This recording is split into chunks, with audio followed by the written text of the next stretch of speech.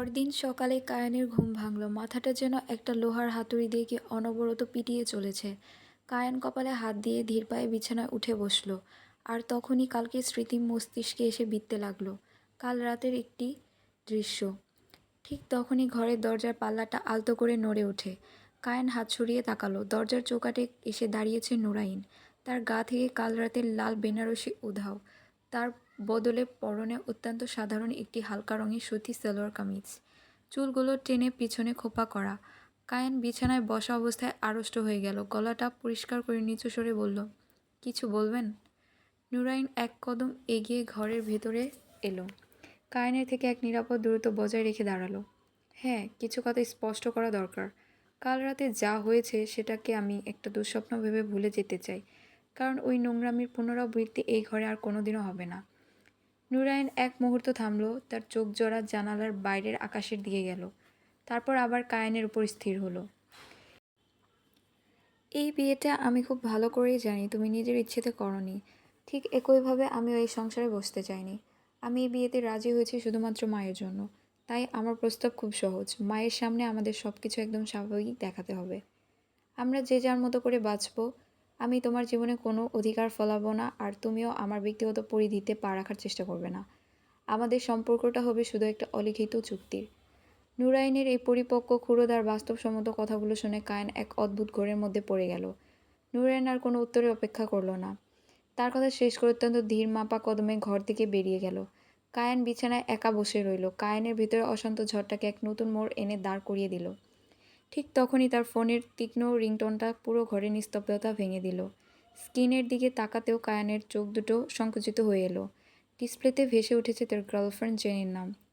কাল রাতে বারে বসে যে মেয়েটির ঠোঁটে নিজের ঠোঁট ডুবিয়েছিল সে এই জেনি ছিল। প্রচুর ড্রাঙ্ক থাকায় বোঝেনি। কায়ান একটা দীর্ঘশ্বাস ফেলে কলটা রিসিভ করে কানের কাছে নিল। Hello Jenny. ওপাশ থেকে জেনির কণ্ঠস্বর ভেসে এলো। Hey Kayan baby, what the hell man. কাল রাতে বারের কাউন্টারে আমাকে ওইভাবে ওয়াইডলি কিস করার পর হুট করে ভাবে পালিয়ে গেলে কেন সুইটার? I was so fucking turn on. ভেবেছিলাম রাতটা আমার ফ্ল্যাটে একসাথে ক্রেজি কিছু করে কাটাবো, আর তুমি মাঝপথে মুডটা স্পয়েল করে দিলে। Jenny, I was fucking drunk last night. মাথা কাজ করছিল না, আর তাছাড়া কাল আমার বিয়ে হয়েছে, you know that. Oh please Kayan, don't give me that bullshit marriage drama. তো তুমি জাস্ট তোমার মমের ইমোশনাল ব্ল্যাকমেলে পড়ে আইনি একটা সিল মেরেছো। বোরিং একটা মেয়ে, তার সাথে কি আর বিছানায় ওই ফায়ার পাওয়া যায়? কাম অন কায়ান, তোমার এই হট অ্যান্ড সাকুলেন্ট বডিটার উপর আসল অধিকার তো আমার, তাই না বেবি? আজ রাতে আমার ফ্ল্যাটে আসছো তো? কাল রাতের অসম্পূর্ণ কিসটা কিন্তু আজ রাতে আমি সুদে আসলে উসুল করে নেব। I will be waiting for you in my red Lorenzi. Baby, don't let me down. Okay Jenny, I will try to come. কলটা কেটে দিয়ে কায়ান ফোনটা বিছানায় ছুঁড়ে ফেলল। কায়ান ওয়াশরুমে গিয়ে চোখে মুখে জোরে জোরে ঠান্ডা পানির ঝাপটা দিল। আয়নায় নিজের লালচে চোখের দিকে তাকাতে তার কেমন যেন অদ্ভুত অস্বস্তি হলো। শার্ট পরে কায়ান ধীর পায়ে ঘর থেকে বের হয়ে নিচে নামলো। নিচের ড্রয়িং রুমের পরিবেশটা বেশ শান্ত। কায়ানের মা সোফায় হেলান দিয়ে বসে আছেন। ওনার হাতে চা, পাশে বসে আছে নুরাইন। কায়ানকে সিঁড়ি দিয়ে নামতে দেখে কায়ানের মা মুখ তুলে তাকালেন। কাল রাতে ওভাবে বাড়ি থেকে বেরিয়ে যাওয়ার মানে কি কায়ান? ফোনটাও রিসিভ করার প্রয়োজন মনে করনি, এই তোমার দায়িত্ববোধ? কায়ান মায়ের কথার কোনো উত্তর খুঁজে পেল না। কায়ান ডাইনিং টেবিলে একটা চেয়ার টেনে বসলো। তার বুকের ভেতরে এক অজানা দ্বন্দ্বে তোলপাড় হচ্ছিল। কিছুক্ষণ পর নুরাইন হাতে নাস্তার প্লেট নিয়ে এগিয়ে এলো। নুরাইনের বাবা মা ছিলেন কায়ানের মা, অর্থাৎ মিসেস আলিয়ার কলেজের বেস্ট ফ্রেন্ড। সেই পুরনো বন্ধুত্বের সূত্র ধরে আলিয়া বেগম নিজের বড় ছেলে মেহরানের সাথে নুরাইনের বিয়ে দিয়েছিলেন ধুমধাম করে। নুরাইন যখন এ বাড়িতে পা রাখে তখন আলিয়া বেগম তাকে পুত্রবধূ নয়, নিজের মেয়ের আসনেই বসিয়েছিলেন। কিন্তু নিয়তির নিষ্ঠুর পরিহাসে 1 বছর আগে একটা ভয়াবহ সড়ক দুর্ঘটনায় মেহরান মারা যায়। মেহরানের আকস্মিক মৃত্যুতে পুরো পরিবার যখন ভেঙে পড়েছে তখন আলিয়া বেগম নিজের শোক ভুলে নুরাইনকে বুকে টেনে নিয়েছিলেন। নুরাইনের বাবা মা তাকে নিজেদের সাথে বাড়িতে ফিরিয়ে নিয়ে যেতে চেয়েছিলেন, কিন্তু আলিয়া বেগম স্পষ্ট জানিয়ে দেন, নুরাইন আমার মেহরানের আমানত, ও আমার মেয়ে। ওকে আমি কিছুতেই বাড়ি থেকে দূরে যেতে দেব না। নুরাইনকে নিজের কাছে আগলে রাখার তীব্র জেদ আর আকুলতা থেকে আলিয়া বেগম সিদ্ধান্ত নেন 26 বছর বয়সী নুরাইনের সাথে 24 বছর বয়সী কায়ানের বিয়ে দেন। আলিয়া বেগম নিজের অসুস্থতার দোহাই দিয়ে ইমোশনাল ব্ল্যাকমেইল করে ছোট ছেলে কায়ানের সাথে নুরাইনের বিয়েটা দেন। কায়ান বয়সে নুরাইনের চেয়ে 2 বছরের ছোট। এই বয়সের ব্যবধান আর ভাবি সম্পর্কের বেড়াজালটাই কায়ানের পরিসরিক ইগোতে সবচেয়ে বড় আঘাত এনেছে। ডাইনিং টেবিল থেকে উঠে কায়ান আর এক মুহূর্ত দাঁড়িয়ে রইল না। নিজের গাড়ির চাবিটা টেবিল থেকে তুলে নিয়ে হন হন করে ড্রয়িং রুম পার হয়ে বাইরে বেরিয়ে গেল। গাড়িটা স্টার্ট দিয়ে সে সোজা গিয়ে থামলো একটা অভিজাত লাউঞ্জে, যেখানে তার ফ্রেন্ড গ্যাং আড্ডায় মেতেছিল। কায়ান ভেতরে ঢুকতে রাফি একগাল হেসে ইশারা করে তাকে পাশের সোফায় ডাকলো। কায়ান একটা বিরক্তিকর দীর্ঘশ্বাস ফেলে সোফায় ধপ করে বসে পড়ল। কিরে কায়ান, মুখটা এমন বাংলা পাঁচের মতো করে রেখেছিস কেন? জেনি তোকে নিয়ে কাল রাতে জাস্ট পাগল হয়ে যাচ্ছিল। কায়ান দাঁতে দাঁত চেপে চিল বেয়ারের ক্যানে একটা চুমুক দিয়ে বলল, ধুর ম্যান, মুড অফ করিস না তো। তোরা জানিস না আমার লাইফে কি ব্লান্ডারটা ঘটেছে। মা জাস্ট ইমোশনাল ব্ল্যাকমেল করে আমার গলায় ঝুলিয়ে দিল। যে মেয়ে কাল রাত পর্যন্ত আমার মেহেরান ভাইয়ের বউ ছিল, সে আজ আমার ঘরে আমার স্ত্রী সেজে বসে আছে। তুই বয়সে 2 বছর ছোট বলে ভাবছিস ও তোকে ডমিনেট করবে? তুই পুরুষ মানুষ বেব, ঘরে গিয়ে নিজের জোরটা দেখাবি। কায়ান ভাবতে থাকে।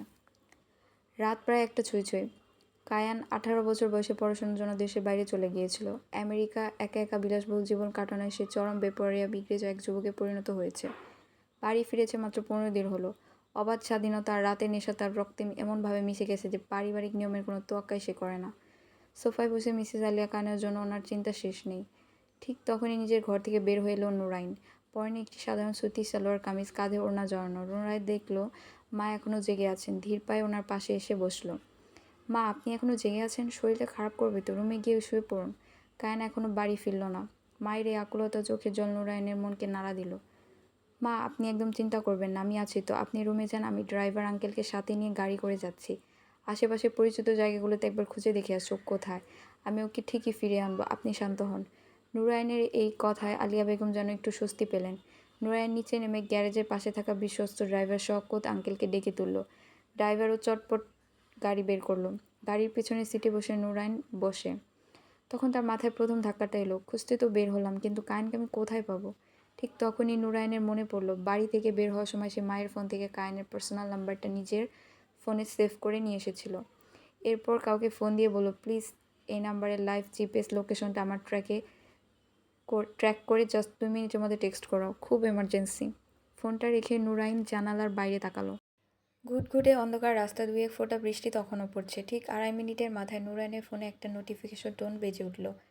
স্ক্রিন অন করতে দেখলো একটা ম্যাপ লিঙ্ক আর নিচে লেখা blue lounge and bar. Nurain ড্রাইভারকে নির্দেশ দিল, আঙ্কেল গাড়ি সোজা ব্লু লাউঞ্জের দিকে নাও।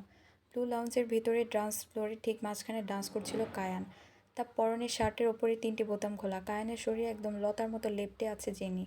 জেনির পরনে ছোট শর্ট ড্রেস। কায়ানের গলার চারপাশে হাত জড়িয়ে ধরে মিউজিকের তালে তালে নিজের শরীর দোলাচ্ছিল। বন্ধুরা চারপাশ থেকে চেয়ার্স করে তাদের এই বেপরোয়া নাচকে আরও উস্কে দিচ্ছিল।